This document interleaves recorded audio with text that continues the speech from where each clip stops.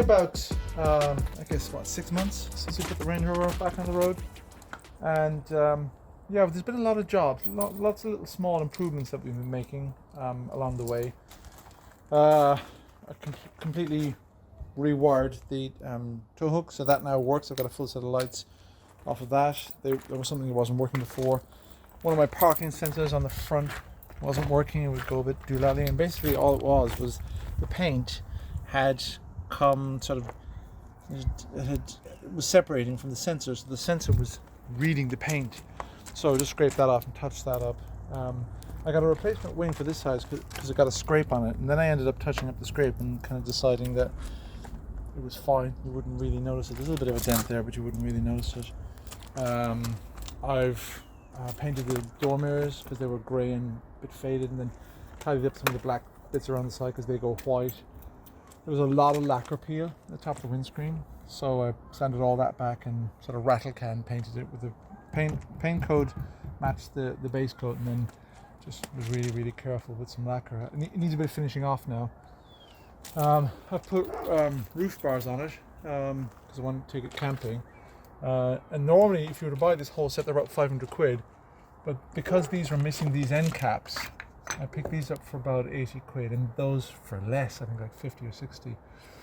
Now there's meant to be this plastic end piece that these caps sit into, and they were all missing. So this guy, you can't get any of this, by the way, anywhere. They're really hard. Like I say, you want to buy the whole kit, it's about £500. So this is standing me about 130, and then I had to buy these 3D printed end caps. They weren't cheap, they're about 30 quid. But I just cut them and then put this little patch plate in, so that slides on over that. So to the casual observer, to all intents and purposes, I think that looks fine. But today's problem, because all these old cars, they're rolling repairs. There's always something that needs doing. Today's rolling repairs are pretty, on the face of it, a pretty simple job. The light bulb is gone inside behind the dashboard. Sounds like a small job, but it isn't. Just wait.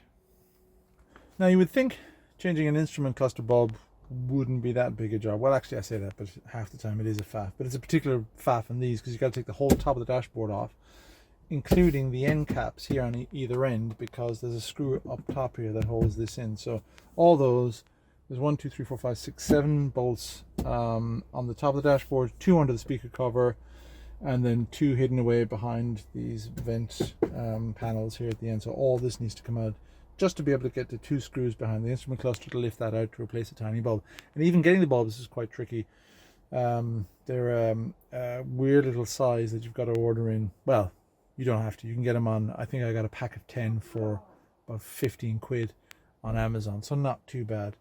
But the job is a bit of a faff. But I've done all this, I've taken all this dashboard apart before, so I'm hoping I can do this pretty quickly this time. I'm going to try and do it. What time have I got?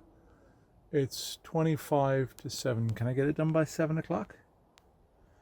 Let's see what we can do. Okay, so I'm not pissing around. So the next challenging part of this is I'm going to do this mostly with one hand and in real time. Okay, so here's the side panel. It just has poppers on it, so it just needs a little bit of bravery to coax it out. So that is that. Now there should be 1, 2, 3. Oh, that's different. Okay, so there'll be 3 of these guys. So in order to speed things up, I'm going to use this guy here. There's 1. Put that on the panel.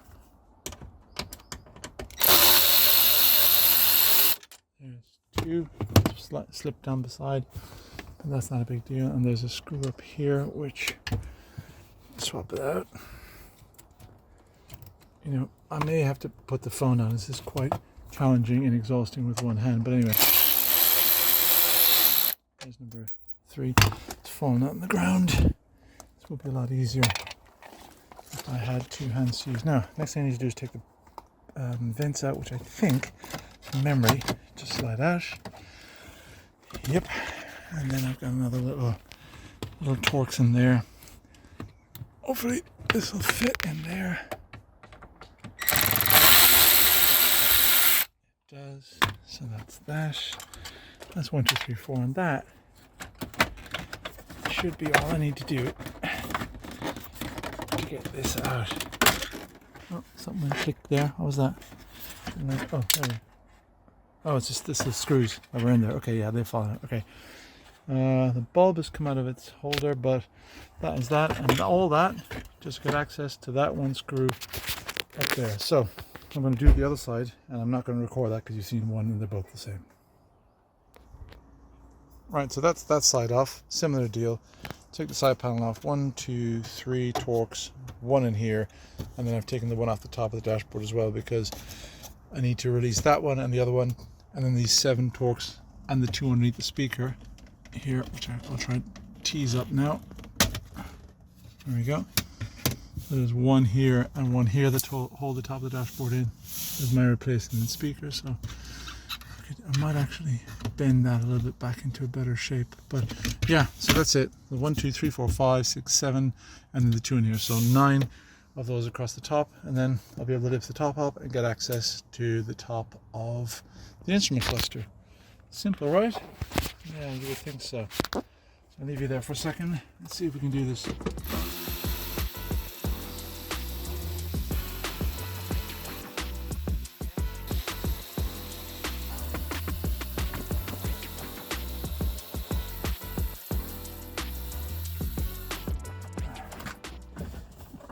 Just gonna loosen that off, and then I'll do the rest by hand.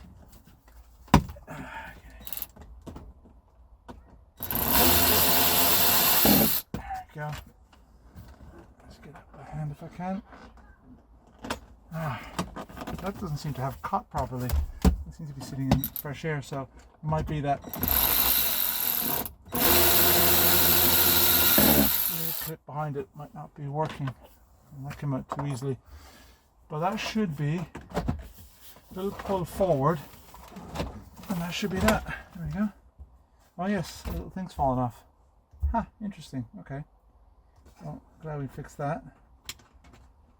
Right, so I'm going to put this little boy in here now just to hold that up out of my way, because I don't really want it. I don't want to be fighting it for the next 10 minutes, because I now have just 2 screws in there to deal with. One there and one there. And once they come out, then it's the instrument cluster. Right, so to the instrument cluster, 2 screws holding it in there and there, and basically all I've been using are these little Torx. I think I'm using a T25, a T20, and a T27. I think they're the 3 that I've been using. So I'm not. And this is one of those tools that I bought, which I felt very self-indulgent because it's basically a lazy version of a socket set. But there are times like this where you just can't get access in the same way as efficiently with any other kind of a tool. And this thing is just the kid for jobs like these awkward, fiddly jobs that would have you spinning around with a screwdriver for 20 minutes. Okay, so that's one screw out. And I take the other one out. I must have done it. Yeah, okay. So that's it. Interestingly, I just noticed something. This has got Rover HSE written across the top of it, Range Rover or HSE. So they tend not to write that in the factory. So I suspect these dials have already been in and replaced. Right, so that's them out. And now I just have 3 cables at the back to unplug. I'll show you. 1, 2, and 3 simple little connectors like this. I think they go out like that. All of these ones do. All the BMW ones do. I'm trying to do this with one hand is a little bit tricky, but you get the idea.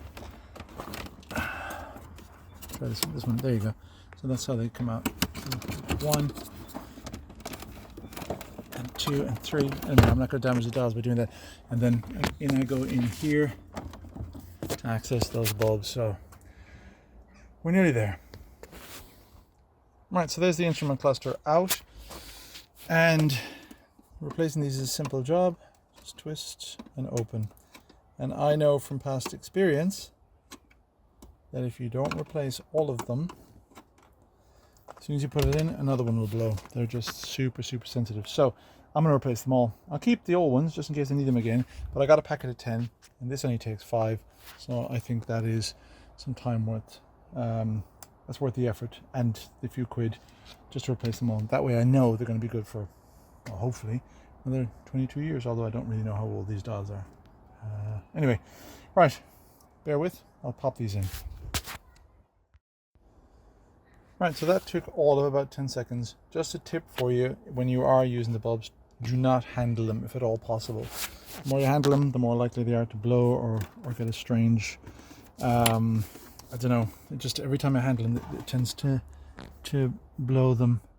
Before I button all this up, the first thing I need to do is plug it all in and then put the key on and see if they work. Now this may screw up the sound on the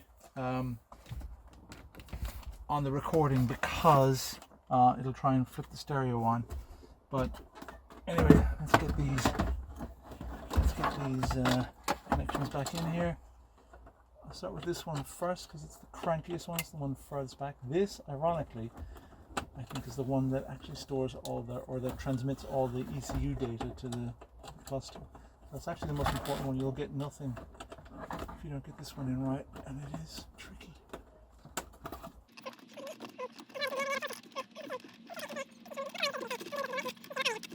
Cool. Okay, that's that one in, and the rest is pretty idiot-proof. 1, 2, and 3. Now, before I button it up, let's test it. Do I have lights on them all? Let's have a look. Yeah, yes we do. All illuminated. Yep, we're good. Okay, so just one job left to do, and that is make sure that they all work. So key in. If I lose the audio, it's because it flicks to the stereo, so I'll try and do this quickly. Let's put that on. Do I have full illumination? Yes, I do. Actually looking a little brighter and happier than ever before. So a good evening's work. I thought I'd be finished by 7. It is, what time are we at? 7:15. So it took me a little bit longer than I anticipated, but still, that's 40 minutes. That's not too bad. I'm happy with that. Good evening's work, and that's a job, hopefully, I'll never have to do again.